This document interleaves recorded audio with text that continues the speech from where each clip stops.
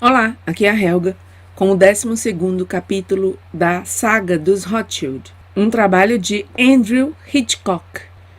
1962. A companhia Rothschild Frères estabelece a Imetal como uma empresa guarda-chuva para todos os seus interesses na mineração de minerais. Frederick Morton publica seu livro The Rothschilds, no qual afirma: embora eles controlem dezenas de corporações industriais, comerciais, de mineração e turísticas, nenhuma leva o nome Rothschild.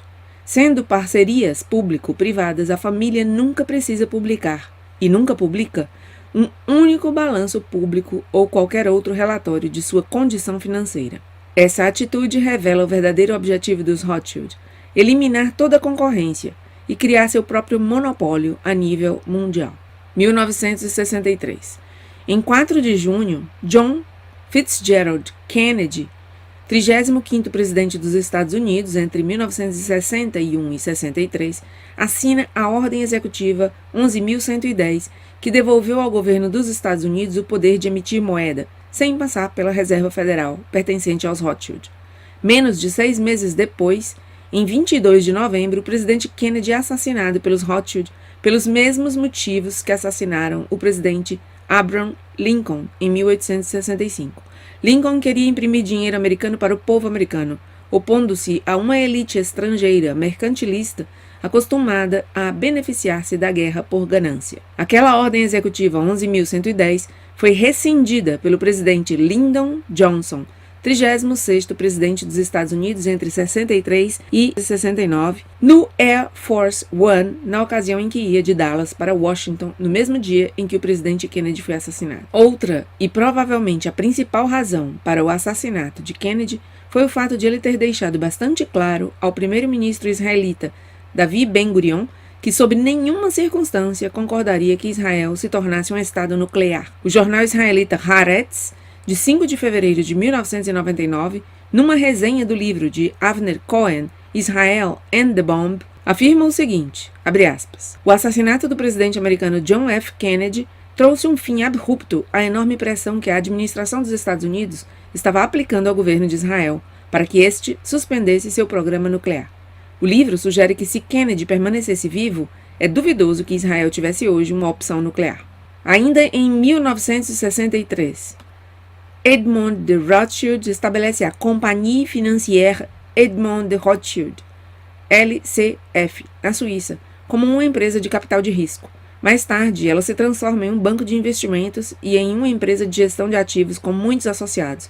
Edmond casa com Nadine e eles têm um filho, Benjamin de Rothschild. 1965, Israel obtém ilegalmente urânio enriquecido da NUMEC, Nuclear Materials and Equipment Corporation, 1967.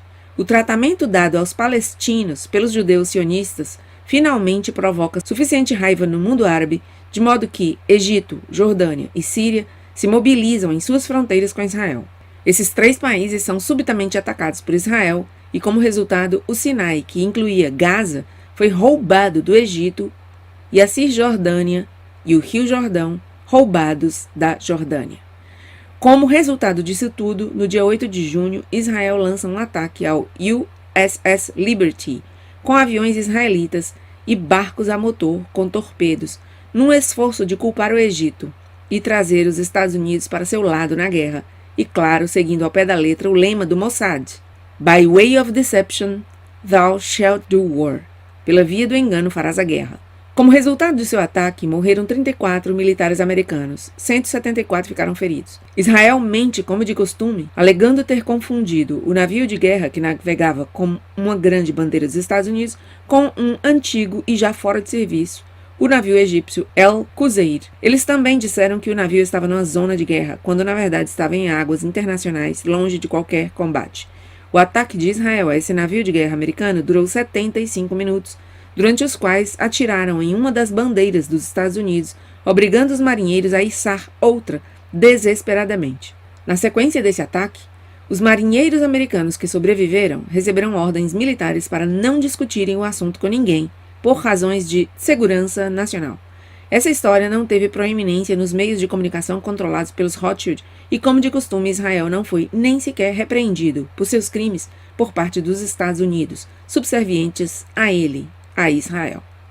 No dia seguinte, 9 de junho, Israel ocupa ilegalmente os Golan Heights, Altos do Golã, da Síria, dos quais se apodera. Essa área passa a fornecer a Israel 1/3 de sua água fresca. O Haaretz, de 19 de março de 1972, cita a seguinte declaração do general israelita Matityahu Peled. Abre aspas. A tese de que o perigo do genocídio pendia sobre nós em junho de 1967 e de que Israel estava lutando por sua existência física é só um bluff, nascido e desenvolvido depois da guerra. Fecha aspas. Outra afirmação doentia e enganosa, mas, novamente, pelo menos é consistente com o lema do Mossad: By way of deception thou shalt do war. Por via do engano, farás a guerra. Naquele mesmo ano de 1967, o Rothschild Frère é renomeado como Bank Rothschild. 1968, morre Noemi Halfen, esposa de Maurice de Rothschild. 1970, enquanto trabalhava para o senador Henry Scoop Jackson, Richard Perle, judeu ashkenazi, é capturado pelo FBI por entregar informações classificadas a Israel. Nada foi feito. O primeiro-ministro britânico, Edward Heath, coloca o Lord Victor Rothschild como chefe de sua unidade política. Enquanto ele, Victor Rothschild, está nesse papel, a Grã-Bretanha entra na comunidade europeia. 1973, Gary Allen, em seu livro None Dare Call It Conspiracy, ninguém ousaria chamar conspiração, afirma, abre aspas, uma das principais razões para o apagão histórico sobre o papel dos banqueiros internacionais na história política é que os Rothschild eram judeus. Os membros judeus da conspiração têm usado uma organização chamada The Anti-Defamation League, Liga Antidifamação, como um instrumento para tentar convencer todo o mundo de que qualquer menção aos Rothschild e seus aliados é um ataque a todos os judeus. Dessa forma, eles têm reprimido quase todas as pessoas honestas com bolsas de estudos sobre banqueiros internacionais e têm feito do assunto um tabu dentro das universidades. Qualquer pessoa ou livro que explore esse assunto é imediatamente atacada por centenas de comunidades ADL, isto é, Liga Antidifamação, espalhadas por todo o país. A ADL nunca deixou que a verdade ou a lógica interferisse com seus trabalhos de desprestígio altamente profissionais. Atualmente, ninguém tem o direito de ter mais raiva da camarilha dos Rothschild do que os seus companheiros judeus. O Império Rothschild ajudou a financiar Adolf Hitler. Fecha aspas. Ainda naquele ano de 1973, George J. Lauder, um empregado da IBM, empresa controlada pelos Rothschild, inventa o código de barras UPC, Código Universal de Produto, que finalmente será colocado em cada item comercializado a nível mundial e que leva o número 666. O livro do Apocalipse, capítulo 13, versículo 17 a 18, afirma o seguinte em relação a esse número, abre aspas, e que ninguém possa comprar ou vender, salvo aquele que tiver a marca, ou o número da besta, ou o número de seu nome. Eis aqui a sabedoria. Quem tiver inteligência, calcule o número da besta, porque é número de um homem, e esse número é 666. Fecha aspas. Todos os objetivos satânicos dos Rothschild estão agora à plena vista no mundo. Tudo que é comprado ou vendido traz a marca da besta, 666.